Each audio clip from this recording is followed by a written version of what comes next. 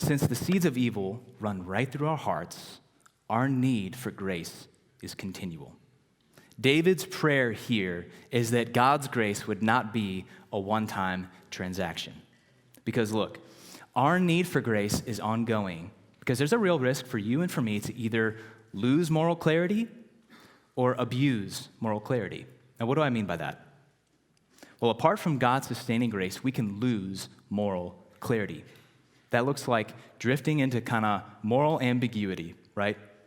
That whole attitude of, does it really matter if there's evil in the world? I mean, things will kind of work themselves out on their own. People are just people.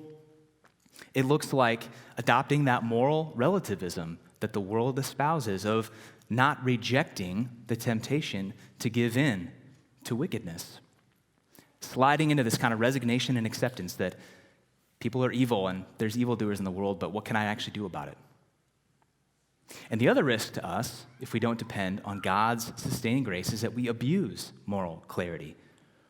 This happens when we are so good at seeing the evil in the world and seeing the evil in other people, but we fail miserably to see the evil in our own hearts and lives.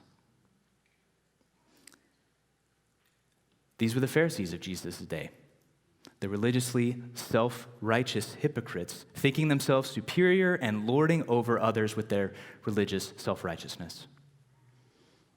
What keeps us from either losing or abusing our moral clarity is simply the steadfast love of God. His grace grounds our moral clarity in humility. These are God's ways, not ours. This is God's righteousness, not ours. And this is the prayer in verse 10. And we should cling to these words because being perceived as a Pharisee is often what keeps many of us from living with courage in moral clarity.